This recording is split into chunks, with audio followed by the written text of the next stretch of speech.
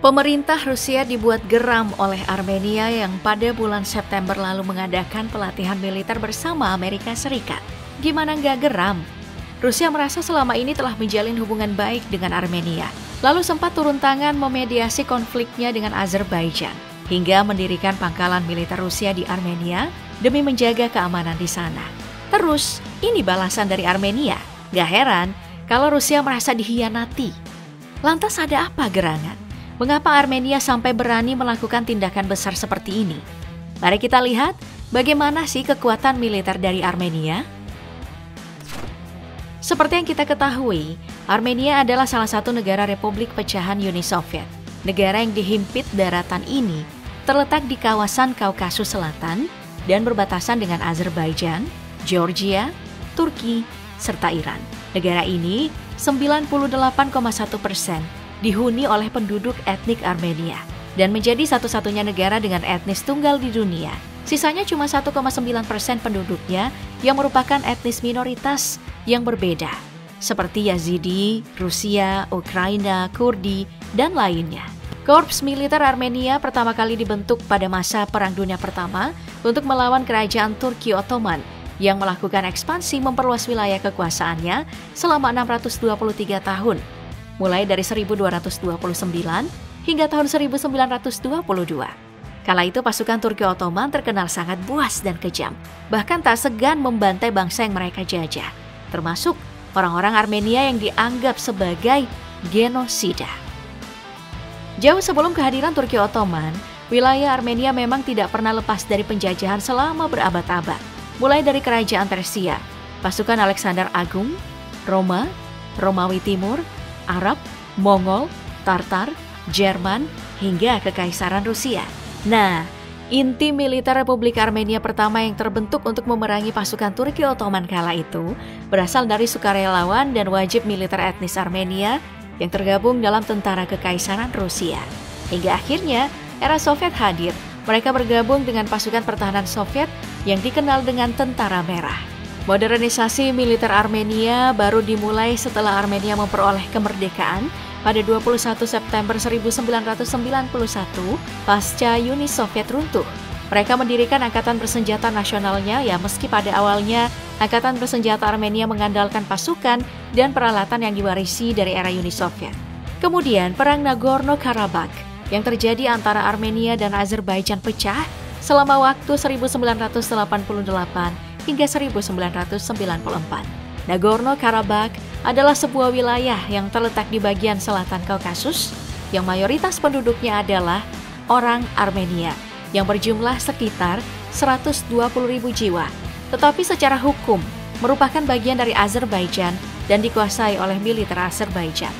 Perang ini memainkan peran penting dalam pengembangan militer Armenia karena memaksa Armenia untuk membangun dan memodernisasi pasukannya. Pasca perang, Armenia meningkatkan dan memperbaharui peralatan militer, memperbaiki pelatihan personil, dan menyesuaikan strategi militer mereka dengan tantangan modern. Mereka juga menjadi anggota beberapa organisasi militer regional dan internasional, termasuk Organisasi Perjanjian Keamanan Kolektif alias CSTO yang didirikan pada tahun 2002. Keanggotaan dari organisasi ini memungkinkan Armenia untuk bekerja sama dengan negara-negara anggota lain dalam hal pertahanan dan keamanan. Armenia juga mengirim personil militer sebagai bagian dari pasukan perdamaian PBB ke beberapa zona konflik di seluruh dunia, menunjukkan keterlibatan mereka dalam menjaga perdamaian dan stabilitas internasional. Hingga akhirnya di September 2020, Perang Kecil Babak 2 ini berlangsung selama 44 hari dan berakibat pada korban yang mencapai 6.500 jiwa, serta kerusakan baik itu di pihak Armenia maupun Azerbaijan. Hingga akhirnya, gencatan senjata disepakati dengan mediasi oleh Uni Eropa, Amerika Serikat, dan Rusia. Kemenangan berada di tangan pihak Azerbaijan karena mereka menggunakan drone buatan Turki dan Israel. Sepertinya hal ini yang mulai membuat Armenia goyah dan perlahan memutuskan untuk menerima uluran tangan Amerika Serikat dan meninggalkan sekutunya Rusia yang terlalu fokus berperang melawan Ukraina. Armenia mulai frustasi. Rusia tidak mampu atau tidak mau mempertahankan negaranya. Rusia jelas tidak akan mampu memberikan senjata kepada Armenia, sebab mereka sendiri sedang butuh banyak persediaan senjata. Apalagi sejak April 2023, Armenia dan Azerbaijan kembali saling tuding sedang memperbesar kekuatan pasukan di dekat perbatasan Karabakh. Armenia merasa telah melakukan hampir semua hal yang diinginkan Rusia selama 30 tahun terakhir, justru kecewa dengan penjaga perdamaian Rusia di negaranya yang tidak mencegah pasukan Azerbaijan mendirikan pos pemeriksaan militer di sepanjang koridor Lachin.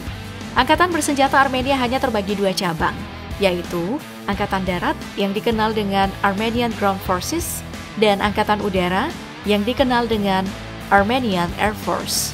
Untuk tahun 2023, Armenia berada di peringkat 94 dari 145 negara yang dipertimbangkan untuk tinjauan tahunan GFP. Negara ini memiliki skor Power Index sebesar 1,9137. Tahun ini, anggaran pertahanan Armenia sebesar 632.500.000 US dollar yang setara dengan 9,8 triliun rupiah.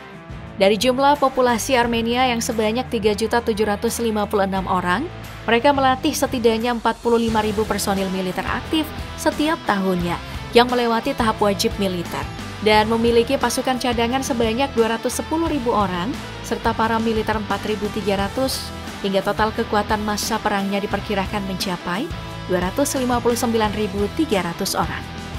Nah, sebelum lanjut aku mau disclaimer dulu ya. Beberapa data yang kita gunakan di sini emang berasal dari website Global Firepower.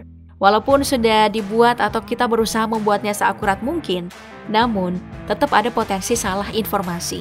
Apalagi GFP beberapa tahun belakangan ini secara luas pernah dikritik karena beberapa kali memberikan informasi yang menyesatkan kepada publik, sehingga tidak bisa digunakan untuk keperluan akademik karena memang tidak selalu valid. Untuk Angkatan Darat Armenia, mereka memiliki 46.000 personil dengan total armada Angkatan Darat hingga 11.896 unit. Mereka memiliki tank sebanyak 519 unit, artileri swagerak sebanyak 38 unit, artileri tarik 145 unit, dan artileri roket sebanyak 174 unit. Mereka menggunakan tank tempur utama berupa T-90, T-72, dan T-54 and 55. Punya sistem rudal balistik taktis seperti Scud, OTR-21 Toka, dan 9K720 Iskander. Semuanya adalah buatan Rusia dan beberapa adalah warisan dari Uni Soviet. Sistem pertahanan udara portabel mereka ada Strela 3, Igla, Igla 1, Igla S, dan 9K333 Verba. Mereka juga memiliki beragam senjata anti-tank yang berupa peluncur granat ada RPG-7. Kemudian peluncur roket anti-tanknya ada dua jenis yaitu RPOA Smell dan RPG-26. Serta peluncur rudal berpemandu anti-tank berupa 9K111 Fagot, kemudian 9M111M Factoria, 9M113 Concourse, 9M133M2 Cornet EM, 9K115 Metis, dan Milan. Terus ada penghancur tank berupa 9P149 Sturm S dan 9P148. Sedangkan untuk rudal anti-tanknya ada 9M14 Malyutka, 9M113M Concourse M, dan 9K114 Sturm. Adapun kendaraan tempur infanteri yang Armenia miliki adalah BMP-2, BMP-1, dan BMD-1. Para tentara Armenia juga dilengkapi dengan pistol MP441 Grudge, Double T-33 Tokarev, dan Makarov. Untuk senapan mesin ringan, mereka menggunakan Double P2000 dan VTS-SN. Mereka juga menggunakan karabin dan senjata spesifikasi berupa AS-FAL, VSS Vintores, AK-74U yang merupakan peninggalan Uni Soviet, dan ada M4 buatan Amerika Serikat. Selain itu, mereka memiliki 11 jenis senapan serbu, mulai dari AK-103 buatan Armenia yang berkolaborasi dengan Rusia. Lalu ada Zastava M21 buatan Serbia, Heckler & Koch G36 buatan Jerman, dan M16 buatan Amerika Serikat. Beralih ke peluncur granat, mereka memiliki AGS-17, AGS-30, GP-25, dan RG-6. Sedangkan untuk mortir, mereka memiliki M57 dan 2B9 Fasilite. Kebanyakan alutsista Armenia dipasok dari Rusia. Namun yang terbaru pada bulan Juli, Armenia dilaporkan kini memiliki peluncur roket Pinaka buatan India yang mereka beli sejak tahun lalu, serta beberapa jenis amunisi anti-tank lainnya dengan anggaran sebesar 244 juta US dollar atau setara dengan 3,8 triliun rupiah. Sistem Pinaka 214 mm MLRS ini sengaja dirancang untuk tahan segala cuaca dan mampu menghancurkan kendaraan lapis baja musuh, gedung, banteng, maupun instalasi ladang ranjau jarak hingga 70 km. Pengiriman perlengkapan militer buatan India ini dilaporkan tiba Armenia setelah diangkut melalui jalan darat melalui Iran. Oke, sekarang kita beralih untuk melihat Angkatan Udara Armenia yang personilnya itu mencapai 3.500 orang dan memiliki armada total ada 64 unit. Mulai dari fighter ada 4 unit, pesawat penyerang 10 unit, helikopter ada 36 unit, transport 2 unit, trainers ada 10 unit, dan helikopter serang ada 20 unit. Armenia memiliki pesawat tempur Sukhoi Su-30SM, pesawat serang Sukhoi Su-25, dan Sukhoi Su-25K. Selain itu, mereka juga mengandalkan UAV alias pesawat tak berawak berupa Express, UAV Krunk, dan X-55 yang semuanya merupakan buatan lokal Armenia. Helikopter mereka terdiri dari MiLmi-2, MiLmi-8, dan MiLmi-24. Sedangkan pesawat angkut mereka ada Antonov AN-2, Antonov AN-24, Antonov AN-32, Antonov AN-72, N-74, dan Ilyushin Tu-76. Adapun pesawat latih yang mereka miliki ada Sukhoi Su-25 UBK, Yak-18, Yak-52, Yak-55, dan Aero L-39. Tak ketinggalan pasukan khusus Armenia yang dikenal dengan sebutan SAS or SAS alias Special Assault Squad. Ini adalah pasukan khusus yang terlatih dengan baik dan memiliki kemampuan tinggi dalam operasi militer khusus, kontraterorisme, dan tugas-tugas khusus lainnya untuk melindungi kepentingan luar dan dalam negeri Armenia.